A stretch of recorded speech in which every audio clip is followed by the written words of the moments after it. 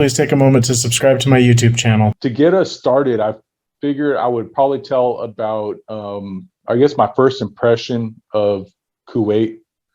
So when we got to that staging area where we were waiting for the bus or buses, I remember looking across the parking lot or whatever we were in, and there were buildings over there that had like a bunch of bullet holes and stuff.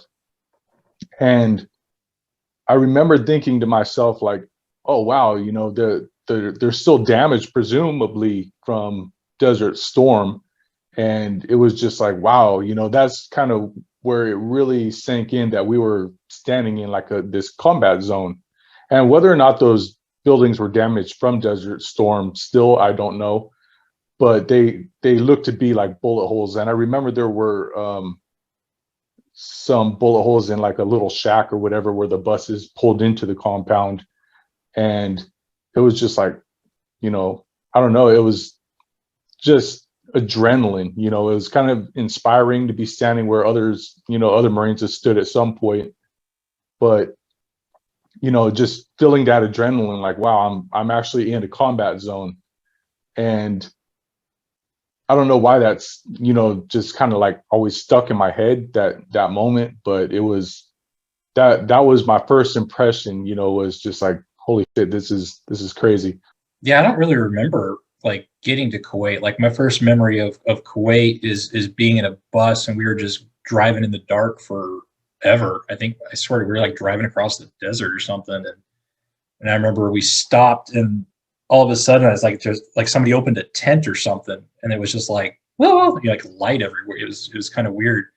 I mean, because I don't it's like I went back to Kuwait in the spring of 04 because we were doing the offload when the Army fumbled the ball over there and the Marine Corps had to go back into Iraq. And so it's kind of weird, like the whole going to Kuwait, like that kind of blends together in my mind, if that makes sense. But yeah, the first time the first thing I just remember is just being in a bus forever. It seemed like we were driving across the desert. There was no lights. And then all of a sudden we stopped what seemed like in the middle of nowhere. And like I said, I think somebody opened a tent flap or something. It was like, oh, it's light. It's like, oh, there's something out there. I got there a couple weeks after you guys did because my little sister died, so I went home on emergency leave. And so I flew over with a unit that was also going to the same place, but I didn't know anybody on that plane. And when I touched down in Kuwait, they got us off the bus. We unloaded all of our stuff, and we're on the tarmac, and this bus pulls up. It looks like a tour bus. I'm like, what? So we get on this tour bus, and they tell us, you know, keep your heads down. They turned off all the lights, and they rode us into Camp Ripper. It was you know, a good half-hour drive, and we showed up, and I got off the bus, and I just see tents everywhere. I'm like, okay, you know, you can see their silhouettes. Really, there was not, like you said, it was all dark. But you know, the stars were out. I remember that, and I'm like, man, how am I going to find these people? Like, somehow I found my way to the tent and got set up with everyone. In my defensive memory too, I was pretty jacked up because I had my wife was pregnant at the time, so I had to wait until I was getting on the plane for Doc to give me that smallpox shot. Mm. So I remember I got the shot. I remember I was on the plane ride over. I just felt like crap. I had like a fever and I was not feeling very well. Like thing, my first 5 days in Kuwait, I was not feeling great. Yeah. Festering arm wound. The first thing that caught my attention in Camp Ripper, though, the next day when I got up and started walking around, was how many people were there. I thought it was going to be, you know, some small camp with just, you know, maybe a couple of battalions, kind of like we always had at CAX. But it was like a tent city. It was huge. Literally thousands of people there.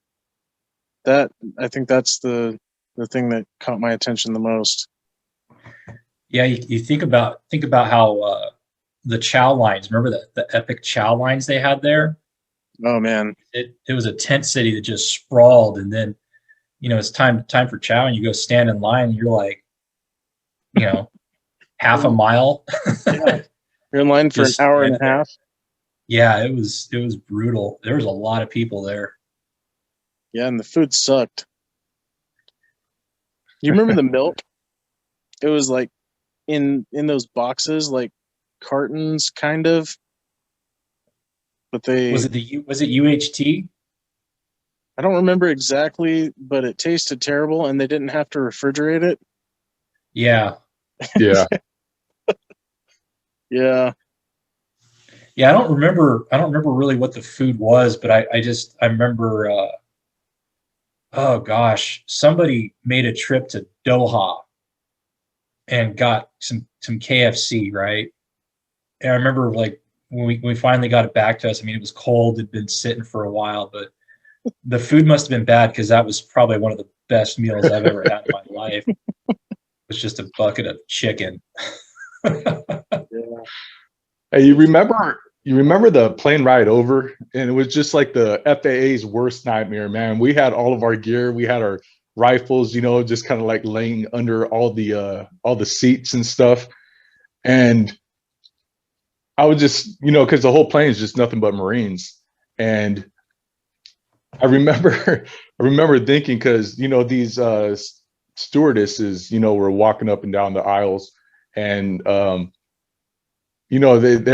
they're basically walking the gauntlet because all these young Marines are like hitting on them as they're walking, and they just got to keep walking back and forth. But I was just laughing because it's like we got all these rifles on this plane, just right there, and yeah, it's just like FAA's worst nightmare. Where did we stop over on that flight?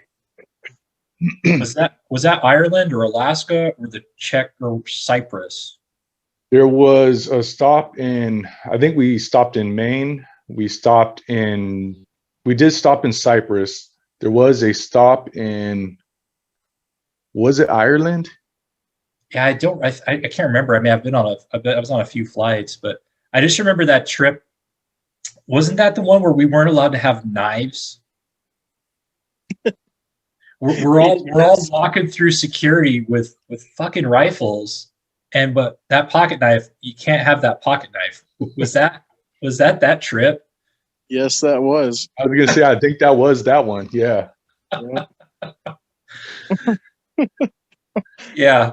You got rifles, but that pocket knife, you're gonna take a plane down with that. Right. Oh man. And I want to say we had our bayonets. So the bayonet, no problem. Yeah, with that Leatherman. We also I had a K-bar, and they let that through, but you can't take a pocket knife. Yeah, the Leatherman. No. Yeah, Like it's twist the ridiculous. nipple like a pilot with that thing. But I stopped in New York and then in Germany, so my route was a little bit different. I went to Frankfurt, so New York City and then Frankfurt and then Kuwait. I think my first impression of Camp Ripper, honestly, was I was impressed. I mean, I was expecting us to be basically laying in the dirt or living in the back of the vehicles, actually. And when I found the tent where everybody was at, it's like, oh, cool. All the Amchackers are in there. It's got pallet floors. It's like, wow, this is first class living, man. And, then we had all the dust storm or the sandstorms that would blow through every now and then, so you have to go out there and try and re-stick the tent back down. And, I think in the end, it was probably better to just live on the damn vehicle.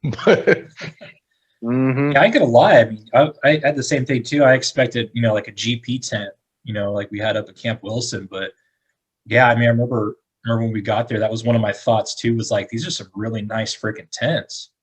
Yeah, I mean, it makes sense. I mean, because they were set up by locals and they've been setting up tents for thousands of years. You know what I'm saying?